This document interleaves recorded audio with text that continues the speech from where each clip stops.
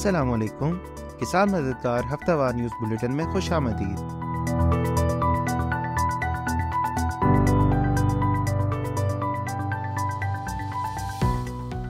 Head lines.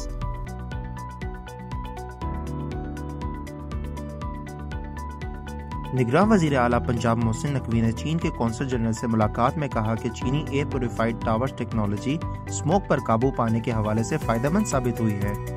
نگراں وزیر اعلیٰ پنجاب محسن نقوی کی ہدایت پر زراعت کے لیے ٹاسک فورس تشکیل دے دی گئی ہے۔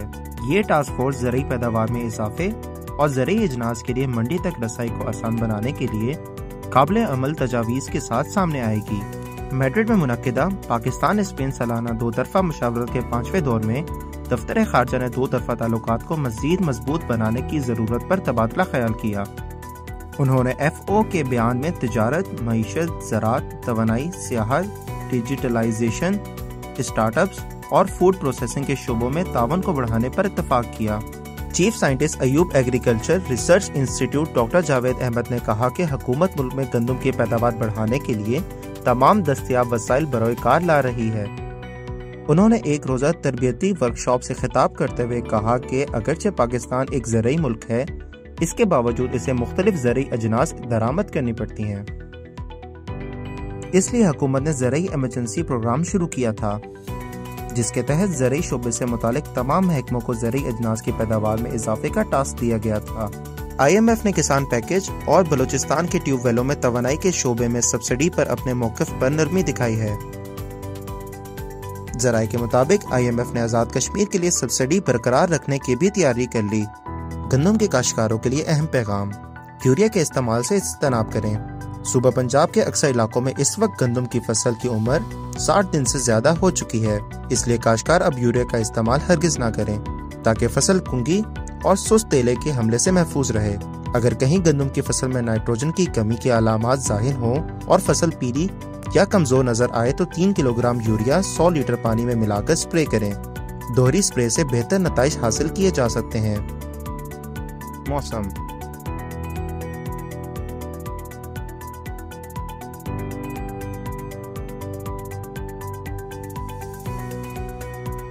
آئندہ کچھ عرصے کے دوران شمالی مغربی بلوچستان کے چند مقامات پر ہلکی بارش کا امکان ہے۔ بالائی خیبر پختونخوا کے مختلف علاقوں میں درمیانی بارش کی توقع ہے، جبکہ وسطی خیبر پختونخوا اور مغربی خیبر پختونخوا کے چند مقامات پر بوندا باندی کی امید ہے۔ اس کے علاوہ وسطی پنجاب میں بادل چھائے رہنے اور چند مقامات پر ہلکی بارش کا امکان، جبکہ بالائی پنجاب کے مختلف علاقوں میں درمیانی بارش کی توقع ہے۔ گلگت بلتستان، آزاد کشمیر سمیت مری کے مختلف علاقوں میں ہلکی برف باری کا امکان ہے۔ پاکستان کے دیگر شہروں میں اگلے ہفتے کے ممکنہ درجہ حرارت یہ رہنے کے امکان ہے۔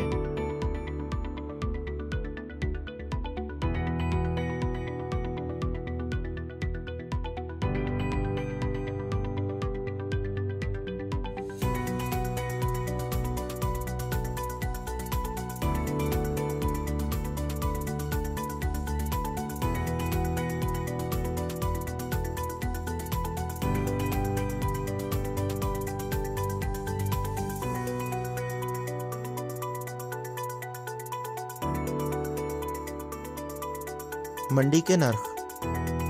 گزشتہ ہفتے منڈی کے نرخ یہ رہے۔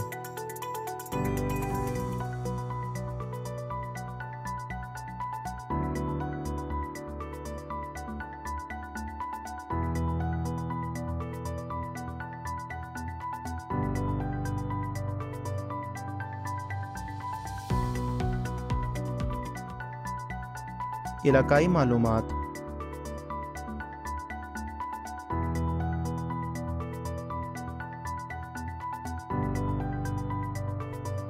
ڈیرہ اسماعیل خان۔ گزشتہ ہفتے فیلڈ وزٹ کے دوران مختلف فصلیں دیکھنے کو ملی، جن کی تفصیلات درج ذیل ہیں۔ گندم کی اگیتی کاشت سٹا بنانے کے عمل میں ہے، جبکہ پچیتی کاشت ابھی چھاڑ بنانے کے عمل میں ہے۔ گنے کی فصل کی کٹائی شروع ہو کر ملز کو سپلائی کیا جا رہا ہے۔ ڈیرہ اسماعیل خان کے ضلع میں ابھی تک پانی کا مسئلہ چل رہا ہے، جس کی وجہ سے مختلف فصلیں متاثر ہو رہی ہیں۔ ملتان میں گزشتہ ہفتے کے فیلڈ وزٹ کے دوران مختلف فصلیں دیکھنے کو ملی، جن میں گندم کی فصل اور گنا شامل ہیں۔ گنا کٹائی کے بعد ملز کو سپلائی کیا جا رہا ہے، جبکہ مختلف علاقوں میں سورج مکھی اور مکئی کی کاشت کے لیے بیج لگایا جا رہا ہے۔ گندم کی تیسری آبپاشی جاری ہے اور زیادہ تر کسان اب تک کھاد لگا چکے ہیں۔ سبزیوں میں مولی، شلجم، پالک اور چقندر منڈیوں میں بھیجے جا رہے ہیں۔ میاں والی اگیتی کاشتہ گندم میں کہیں کہیں سٹا نکلنا شروع ہو چکا ہے، جبکہ پچیتی کاشتہ گندم کوب کے مراحل میں داخل ہونے والی ہے۔ میاں والی میں گندم کی فصل اب تک خنکی کے اثرات سے محفوظ ہے۔ کنولا کی فصل پھلیوں سے بھر چکی ہے اور دانہ پکنے کے مراحل میں ہے۔ خیرپور کے فیلڈ وزٹ کے دوران گندم، کنولا اور بھنڈی کی فصل دیکھنے کو ملی۔ خیرپور اور اس کے مضافات میں مختلف سبزیاں جن میں گوبھی، شلجم، پالک، دھنیا اور پودینہ تیاری کے بعد منڈیوں میں فروخت کیے جا رہے ہیں۔ اسی کے ساتھ خبروں کا اختتام ہوتا ہے۔ اگلے ہفتے انشاءاللہ مزید خبروں کے ساتھ آپ کی خدمت میں حاضر ہوں گے۔ اللہ حافظ۔